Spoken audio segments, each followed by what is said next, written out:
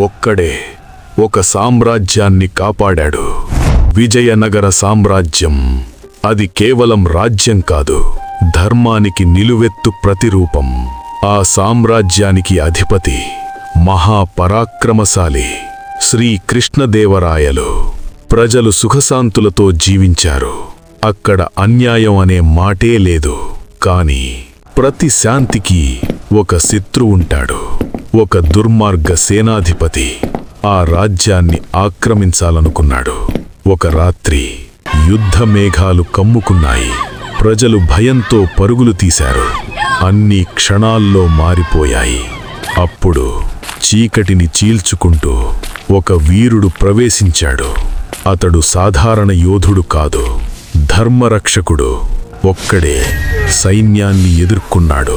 అతని ఖడ్గం న్యాయం కోసం మాత్రమే లేచింది.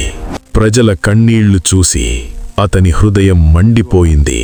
ఇది సాధారణ యుద్ధం కాదు, ధర్మం కోసం జరిగే యుద్ధం.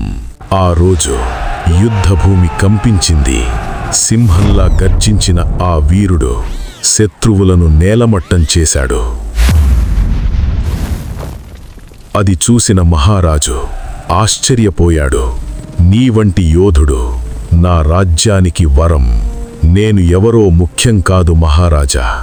ధర్మం బ్రతికే వరకు నా యుద్ధం కొనసాగుతుంది. అతడు వచ్చాడు, పోరాడాడు, కాపాడాడు. కాని అతని పేరు కాదు, అతని గాథే చరిత్రయింది. ఇలాంటి కథలు కావాలంటే సబ్స్క్రైబ్ చేయండి.